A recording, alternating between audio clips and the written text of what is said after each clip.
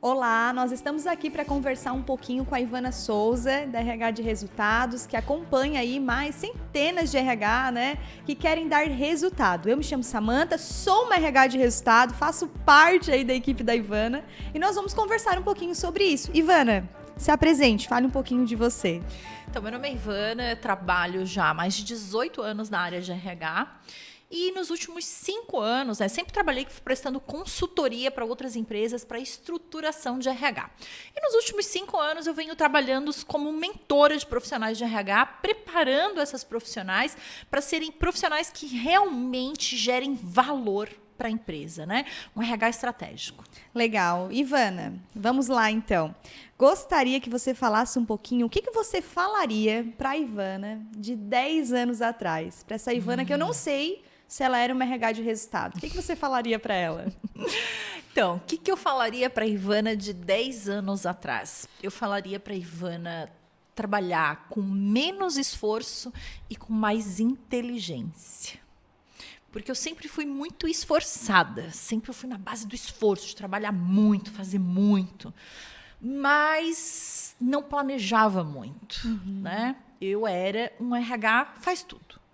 Tudo que passavam para eu fazer, eu fazia. Com muita dedicação. Só que eu notei que isso traz resultados para as outras pessoas, mas não para o setor de RH.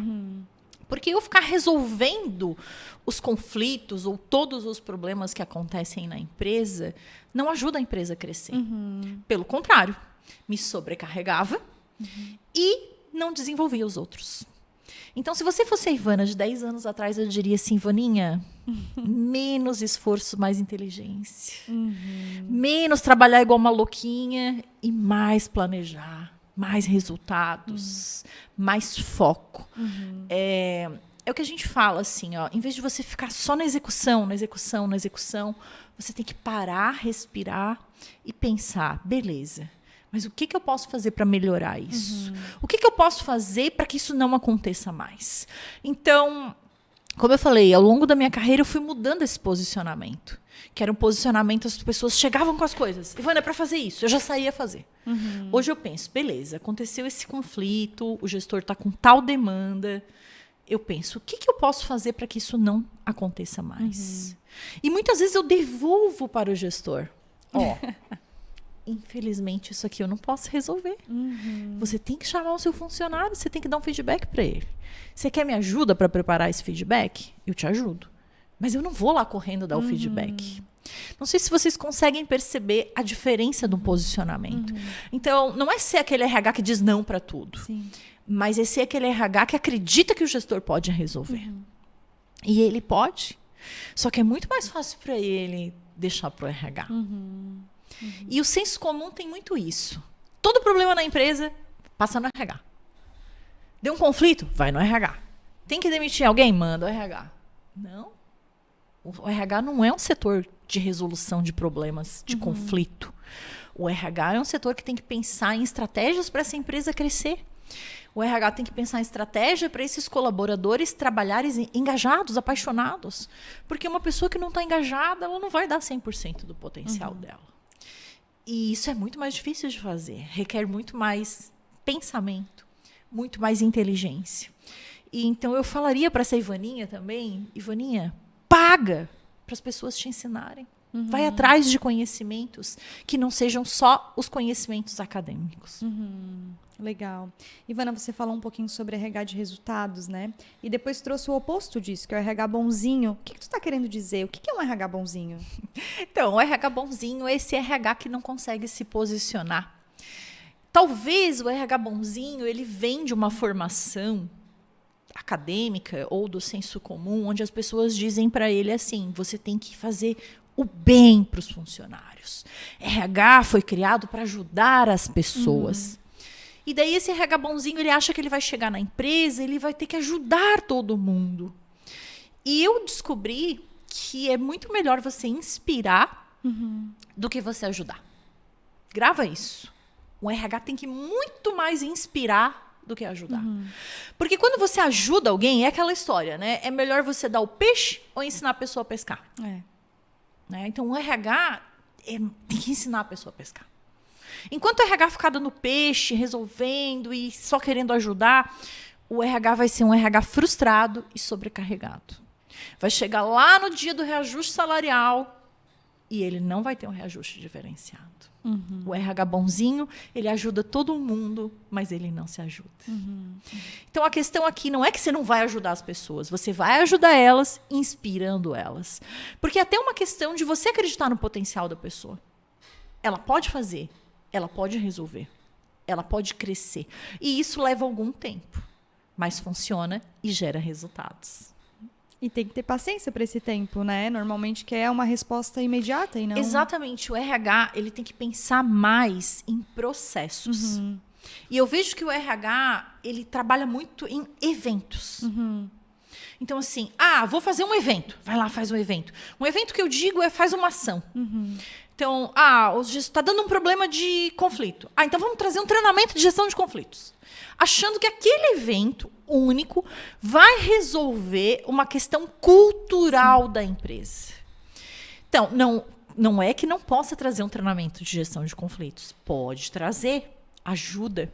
Mas dentro de um processo. Beleza, então o que eu vou trabalhar no meu PA de RH anual para diminuir os conflitos da empresa? Então, eu vou trazer um treinamento de gestão de conflitos, eu vou trabalhar a gestão de conflitos já na integração, quando o funcionário entra. Eu vou adequar o meu processo de seleção com perguntas para ver se a pessoa já não é uma pessoa conflituosa. Eu vou trabalhar os meus gestores para que eles manejem os conflitos de forma adequada, porque se o gestor trabalha, por exemplo, com feedbacks frequentes, ele vai ter muito menos conflito na equipe do que um gestor que não trabalha com feedbacks frequentes. Então, a minha empresa, ela tem uma cultura de feedback? Putz, a minha empresa ninguém dá feedback. Então, é aí que eu tenho que atuar. Então, eu vou fazer um processo para desenvolver uma cultura de feedback. A maioria dos RHs não trabalha dessa forma. Trabalha focados em eventos. E os eventos, eles auxiliam, eles melhoram, eles até despertam nas pessoas o desejo de mudar muitas vezes. Mas um RH focado em processos vai gerar muito, mas muito mais resultados do que um RH que foca só em eventos. Ivana, tu falou um pouquinho sobre processos, né? E o que seria esses processos? E gostaria até que tu trouxesse assim, exemplos de processos principais para um RH de resultado, para que os RHs vejam o que eles podem estar desenvolvendo, né? Olha, isso vai depender da empresa. Por quê? Porque, como eu falei, depende daquela necessidade de uma empresa. Vou gerar um exemplo aqui. Nós estávamos numa empresa onde a gente percebeu que as pessoas entravam e ficavam pouco tempo. Então, aconteceu vários casos da pessoa entrar, ficar um mês e sair, entrar, ficar 3 meses e sair, entrar, ficar uma semana e sair. E como é que a gente percebeu? Porque a gente já tinha um processo implantado, que era um processo de entrevista de desligamento. Então, ali, através do processo da entrevista de desligamento, a gente percebeu que essas pessoas não estavam sendo bem treinadas e acolhidas no início. Então, tá aí a dificuldade. Então, a gente pensou, vamos pensar num processo para resolver isso? Vamos pensar num projeto? E daí, a primeira ideia que eu tive foi assim, vamos fazer um projeto de retenção de pessoas. Aí depois eu pensei, não, gente, mas ninguém retém ninguém. O nome do projeto não pode ser projeto de retenção de pessoas. Eu falei, não, vamos criar um nome, projeto engajamento. E ali a gente foi escrevendo o que a gente pode fazer para engajar e para acolher melhor esses novos colaboradores. E daí veio as ideias. Vamos fazer uma reunião de check-in? O que é uma reunião de check-in? É uma reunião nos primeiros 10 dias, onde o RH senta com esse novo colaborador e pergunta se a empresa está atendendo às expectativas. Legal. É uma coisa que leva 15 minutos. Então, beleza, vamos estabelecer uma reunião de check-in. Vamos fazer um almoço de boas-vindas?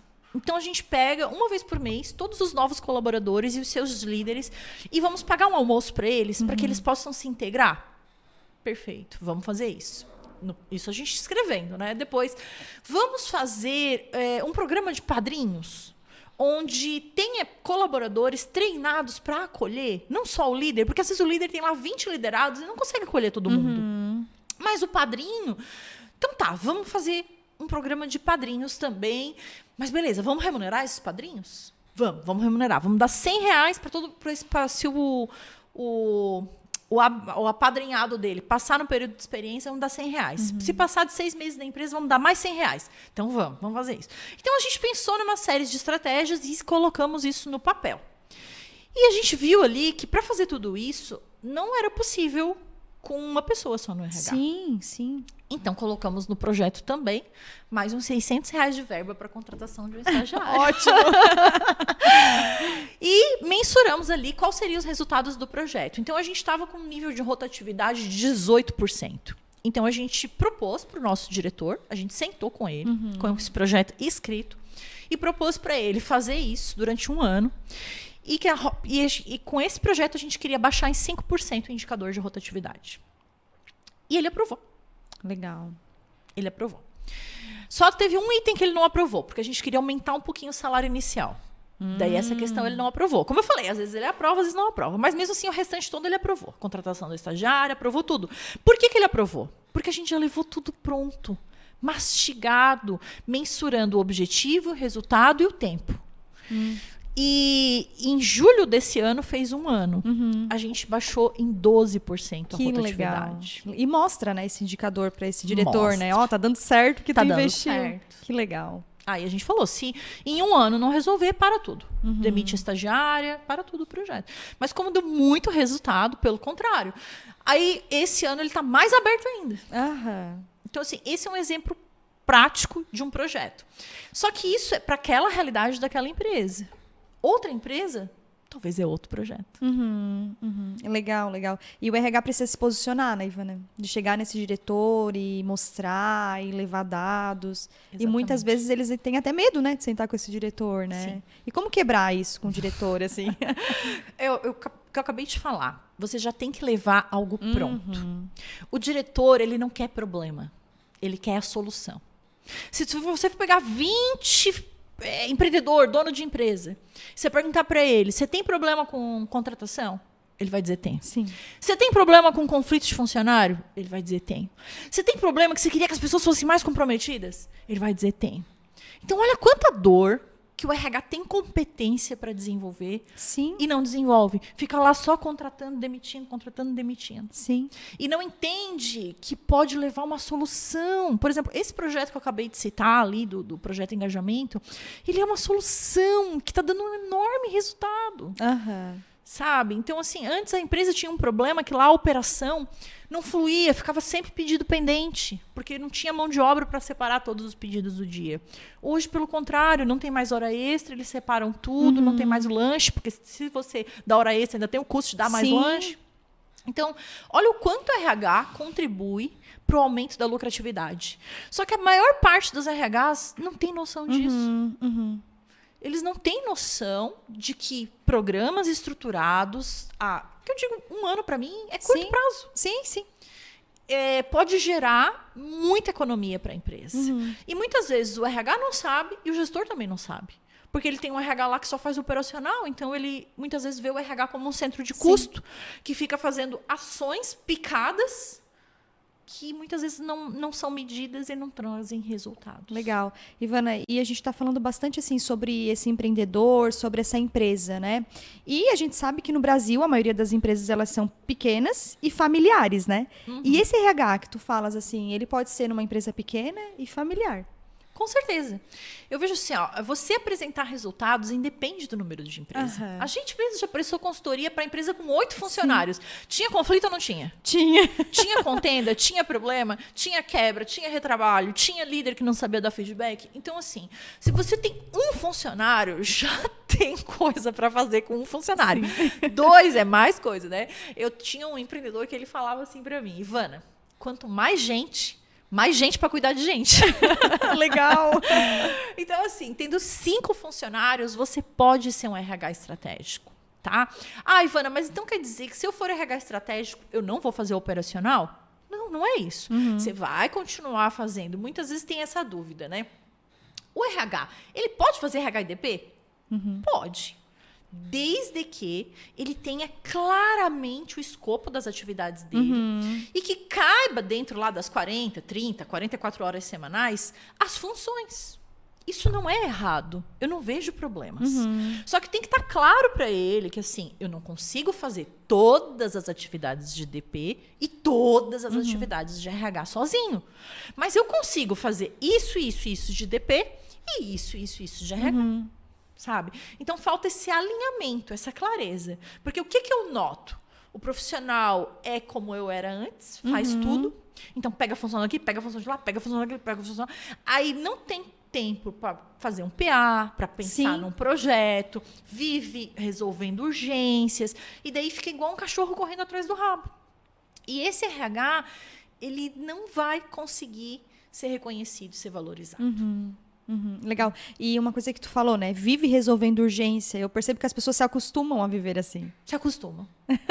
Já é natural, já nem sabe. Recentemente eu dei um treinamento de uma empresa onde ele deu um teste em fim de urgência e deu muita urgência. E eles acharam errado dar um grau de importância abaixo. Porque a urgência já faz parte do dia a dia deles. E as pessoas já nem percebem que podem ser estratégicos, né? Porque já é normal. Já é normal. Então, a maioria do RH não tem, a maioria dos RHs eu noto que elas não têm essa visão. Sim. Então, eu vejo assim, as minhas seguidoras, elas mandam perguntas, por os feedbacks que elas me mandam no inbox. Meu Deus, eu não consigo aplicar programas. Ivana, meu diretor não me escuta. Ivana, eu não tenho tempo para fazer 1 hora de planejamento semanal. Eu digo, meu Deus, então tua realidade não vai mudar. Sim. Certo? O que eu fazia no começo? Eu também era assim. Como que foi esse meu processo de transição? Muitas vezes eu ia na empresa no sábado para poder sentar, pensar, lançar as coisas em indicadores. Para começar a mudar a minha realidade. Então, no início, vai gerar um pouco mais de esforço. Mas depois, o esforço vai ser menor e o resultado vai ser muito maior. Mas precisa haver uma mudança de mentalidade. Por isso que dentro do método RH de resultados, eu trabalho muito isso com as minhas alunas. Não adianta só aplicar as coisas, executar. Precisa haver uma mudança de mentalidade para você conseguir passar de um RH faz tudo, um RH bonzinho, que é sobrecarregado, que não é valorizado, para você passar a ser um RH que tem autoridade, tem voz e consegue efetivamente aumentar a lucratividade da empresa. Aí esse RH sim vai ser reconhecido e valorizado. Né? Como que eu sei isso? Porque isso aconteceu comigo. Né? Eu trabalhei muitos anos como CLT e no começo eu era um RH faz tudo. E eu cheguei num ponto que eu ia pedir demissão da empresa. Eu disse, não, vou pedir demissão, não aguento mais. De tão sobrecarregada que eu estava. Tão desestimulada. E aí o que eu fiz? Eu fui fazer terapia para me preparar para pedir demissão. E na terapia eu me dei conta que não era a empresa que me enchia de função. Era eu que não sabia dizer não. Era eu que tinha uma postura errada. A culpa não era do dono. A culpa não era da minha diretora. A culpa era minha. Sim. Eu precisava mudar. E quando eu comecei a mudar, a pagar, ter mentores, enfim, eu consegui me posicionar de forma diferente. E nessa mesma empresa que eu ia pedir demissão, naquele ano eu tive 36% de aumento salarial. 36%. Sem precisar pedir, tá? Legal, isso que tu estás falando é muito importante, sabe, Ivana? Porque às vezes os RHs culpam, né? Os seus diretores, os seus gerentes, mas está dentro da gente. É a gente que precisa virar essa chave que ao nosso redor vai virar também, né? Exatamente. Bom, e tu falou muito sobre estratégia, sobre as atividades, sobre o dia a dia de um RH. E deixa eu te perguntar, tu falou sobre plano de ação. Falando sobre plano de ação, atividades, como que é para ti construir um plano de ação assertivo, efetivo? Como que é isso dentro de uma empresa? Em primeiro lugar, para mim, para um RH ser estratégico, ele tem que ter um plano, tá? Que a gente falou aqui. Se você, tendo um plano, é muito fácil você se perder no dia a dia em meio às urgências. Imagina se você não tiver plano. Você vai trabalhar, morrer o ano inteiro, vai chegar no final do ano e vai ter a sensação de que não fez nada. Então, primeiro, tem que ter um PA de RH. Eu falo muito de PA. As pessoas perguntam, o que é um PA? É um plano de ação anual. Eu trabalho geralmente anual. Mas precisa ser anual, Ivana? Pode ser trimestral? Pode. Pode ser semestral? Pode. Desde que você tenha um plano. E aí a tua pergunta é, como que eu vou fazer esse plano, né? Então vamos lá. Como que eu faço um plano de ação de RH que gere resultados para a empresa? Eu vou ter que levar em conta 3 percepções. Primeiro, a percepção de quem tem a caneta. A percepção de quem manda no negócio. Então, o CEO, o diretor, o presidente, ou se é uma empresa familiar que tem 5 pessoas no comando, chama os 5, ok? E vai pegar a percepção deles. Que é o quê? Qual é o teu objetivo? O que tu espera do RH nos próximos anos? Onde a empresa quer chegar nos próximos anos? Ou nesse ano, ou no trimestre? Enfim, você vai ter que ter uma conversa com esse diretor, com esse dono ou com essa dona e perguntar. Pegar a percepção dele. O que ele quer do RH e o que ele quer em relação às pessoas. Depois, a segunda percepção. Qual é a percepção dos colaboradores dessa empresa? O que esses colaboradores mais reclamam para o RH? O que esses colaboradores sentem falta? O que está aparecendo nas minhas pesquisas? Se é que esse RH faz, pesquisa de clima, pesquisa de satisfação, pesquisa de pulso, avaliação de desempenho, na minha entrevista de desligamento, o que tem aparecido? Então, eu vou pegar esses dados. O que esses colaboradores querem? Caso o RH não tenha dado nenhum, mas pega, a gente chama isso de cheirômetro. Pega o que você mais escuta e anota. E depois a terceira percepção, não menos importante. Qual é a minha percepção como RH? Legal. O que eu vejo nessa empresa que precisa mudar? Que precisa ser diferente? Que eu preciso criar algo para mudar? Então, com base nessas 3 percepções, eu crio um plano. Né? E nesse plano vai ali o que eu quero fazer, qual o objetivo desse projeto que eu quero fazer. Por exemplo, eu quero fazer um workshop de desenvolvimento de líderes. Ou eu quero trabalhar um programa de desenvolvimento de liderança anual. Então, isso é o que eu quero fazer. Qual o objetivo disso? Ao final desse programa, qual o resultado que eu espero? Eu quero que esses líderes saiam sabendo dar feedback. Eu quero que esses líderes saiam com 3 metas para o aumento da lucratividade. Eu quero que esses líderes saiam sabendo fazer gestão de conflitos. Enfim, esse programa eu vou fazer em quais meses do ano? Então, eu coloco no meu plano. Eu vou fazer em março, abril, maio, junho. E daí, em julho, eu vou medir. Então, um PA, ele é construído dessa forma, com base nessas 3 percepções. E o quanto é importante ouvir, né? Ouvir esses donos, ouvir esses colaboradores e também, não menos importante, como tu falou, o próprio RH, né? E precisa ouvir, sentar, perguntar, o RH precisa se posicionar. Exatamente. Não é da cabeça dele, né? Ele não vai é tudo precisar. da cabeça dele. Legal. E tu acha que dá de construir esse plano de ação independente do número de colaboradores da empresa? Independente do número de colaboradores. Como eu falei, uma empresa com 5 funcionários pode ter um PA. Obviamente que talvez uma empresa com 5 colaboradores vai ter uma verba menor e vai ser menos coisas no PA. Porque é uma coisa que eu percebo também com as minhas alunas. Quando elas entram no método e a gente fala de PA, elas mandam o PA para eu corrigir. Para eu corrigir não, para eu analisar, né? Eu gosto de olhar o PA delas. E aí eu noto, assim, que às vezes a empresa tem 40 funcionários e elas fazem um PA gigante. E elas são sozinhas no RH. Daí eu volto o PA e digo assim, não, teu PA tá brilhante. Porém, tu vai conseguir fazer tudo isso sozinho em um ano. Eu, assim, não precisa ser gigante. Né? Que é outra coisa que eu vejo, assim, que às vezes o profissional de RH, ele é muito romântico. Eu vou fazer isso, eu vou fazer aquilo, eu vou fazer aquilo outro. Calma, RH. Faz o teu PA para um ano. Esse ano, estrutura bem isso. Então, às vezes, o PA, ele não precisa ter lá 20 programas. Faz um programa. É o que dá para fazer. É isso que a empresa tem dinheiro hoje, é isso que a empresa tem recurso e que você pode dar conta. Faz esse ano. Ano que vem, em vez de 1, tu bota 2 ou 3. Ou, às vezes, até ao longo do ano, quando você mede, mostra resultados, você já consegue aprovação para um estagiário. Já consegue aprovação. É muito comum, eu vejo isso acontecer com as minhas alunas direto.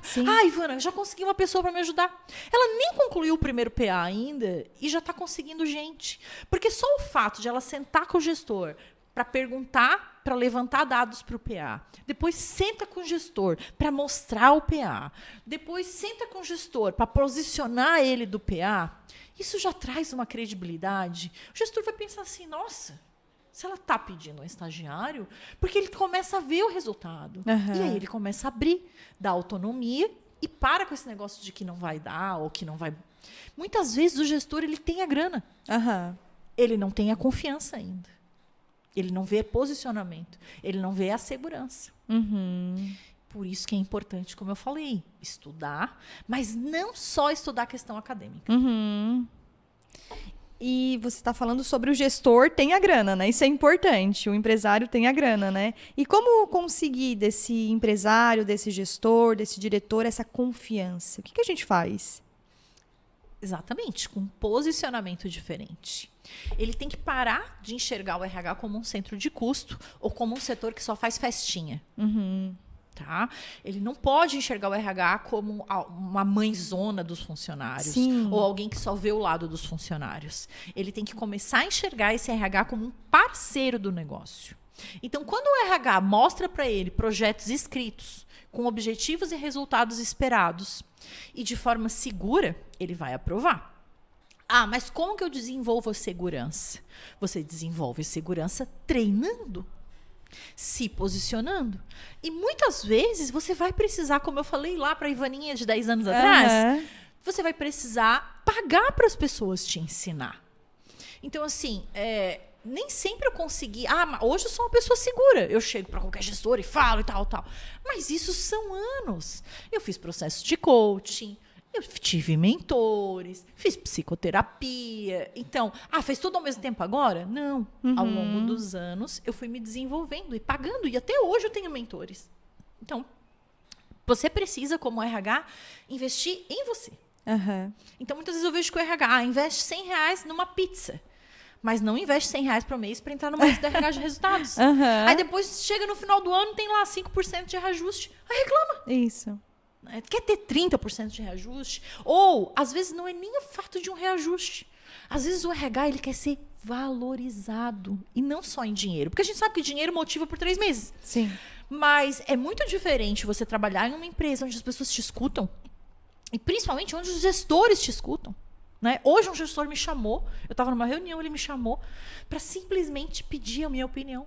O que eu faço com o ciclano e com o beltrano? Me dá uma luz.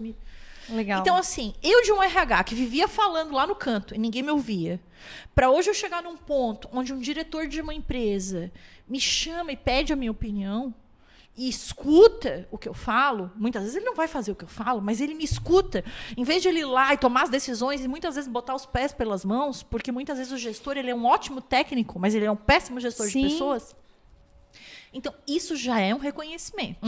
Mas não vamos brincar, a gente também quer dinheiro enquanto RH. Né? A gente também quer ganhar dinheiro.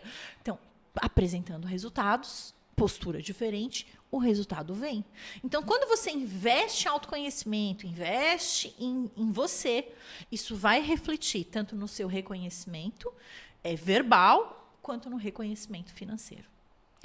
Legal. Ivana, você já falou em uma série de coisas que considera importante o RH fazer, né? E o que você faria de diferente se tivesse começado hoje? Assim? O que você iria investir se tivesse começado hoje? Se eu estivesse começando no RH hoje, o que eu faria? Eu já citei algumas vezes aqui.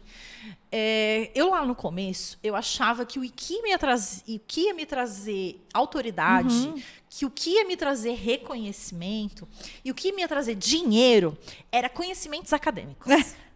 Era fazer uma pós, né? Então, mal terminei a faculdade, então eu tinha que terminar a faculdade, eu tinha que fazer uma pós, eu tinha que fazer, talvez até eu pensava em fazer mestrado no início. Nossa. Então, assim, eu procuraria hoje, em vez de ficar gastando tanto tempo e dinheiro com conhecimento acadêmico, não estou falando aqui que o conhecimento acadêmico não é bom, mas eu investiria em desenvolver a minha mentalidade. E eu pagaria mentores, pessoas que tivessem prática daquilo. Por que hoje muitas vezes eu critico muito a pós? Eu tenho até vídeo lá no meu canal dizendo 3 motivos para você não fazer uma polêmica tua, né? Por que, Ivana? Conta. As pessoas perguntam lá, que pós eu faço? Eu digo, cara, não faz pós, não faz isso. Porque assim, comigo, eu fiz a pós. Daí eu fiquei 3 anos fazendo a pós, quando eu era um RH CLT. Daí me formei na pós, ganhei o diploma da pós. Sabe quantos reais de aumento eu tive? Nenhum. Nada. Não ganhei nenhum ajuste porque eu fiz a pós. Tá entendendo? Agora, quando eu comecei a mudar minha mentalidade, fazer PA, dar resultado, pagar mentor, cara, isso fez total diferença. Então, assim, se eu estivesse começando no RH hoje, claro, se eu tem dinheiro, tem tempo e grana para fazer uma formação acadêmica, faz, tá tudo bem. Mas eu pegaria esse dinheiro, por exemplo, da pós e eu pagaria um mentor, né? E faria cursos rápidos. Cursos que me ensinassem o RH na prática e que eu já pudesse praticar e pegar o resultado mais rápido. Não 3 anos pagando uma pós para no final não ter R$1 de aumento. E mal o diretor vê o teu certificado. Ivana, olha só, você está falando de curso rápido, tu citou algumas vezes método de RH de resultado, né? Mas o que é um método de RH de resultado? O que é isso? É um curso? É uma mentoria? É uma solução? O que é? Ele é uma solução, ele é um programa. Na realidade, o método é um programa para transformar esses RHs bonzinhos aqui, esses RHs que não são reconhecidos e valorizados, em RHs que gerem valor para a empresa. Então, eu percebi nesses anos de consultoria que a maior parte das empresas que eu prestava serviço, eu percebia os RHs tímidos, os RHs acuados, inseguros e fazendo só atividades operacionais. E outra coisa que eu percebi, que eram pessoas que tinham um potencial gigante. Não era RH burro, não tinha nada a ver com isso. Pessoas com potencial gigantesco. Eles sabiam tudo que a empresa precisava, mas eles não conseguiam implantar por causa disso. Posicionamento estratégico. Não sabiam se posicionar de forma estratégica. E eu pensei, nossa, preciso ensinar isso para eles. Porque quando você aprende, isso é simples. Sim. Não que vá mudar do dia para a noite. Por isso que quando eu criei o método RH de resultados, eu já botei esse nome. É um método. É um processo de mudança. Por isso que o método, ele tem, né, aulas gravadas, mas ele tem também o meu acompanhamento. A gente tem 5 encontros ao vivo, onde eu trabalho mentalidade. Nesses encontros, eu aplico teste, eu corrijo testes, eu aplico exercícios sistêmicos, eu aplico estratégias e técnicas para que esses RHs desenvolvam o posicionamento. Legal. Então, elas nas aulas online, elas aprendem a fazer o RH, a fazer um plano de ação, a fazer um programa, a fazer um projeto. Tem lá modelos de projeto, são mais de 200 modelos de projeto, planilha, procedimento.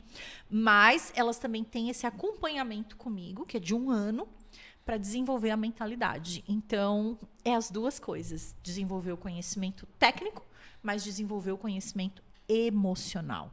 A maioria das pessoas não investem nas emoções. E é isso que faz a diferença. Legal, então é toda uma mudança, né? Você ensina não só pegar uma planilha e utilizar, mas mudar aqui primeiro para depois pegar a planilha. Exatamente. Muito legal. E para quem é o método de RH de resultado? É para qualquer um? É para qualquer RH? É para aquele RH que quer ser reconhecido, valorizado e bem pago. Essa é a promessa do método. É você, no final de 1 ano, você ser um RH reconhecido, valorizado e bem pago. Então, as minhas alunas geralmente me dão esses feedbacks, né?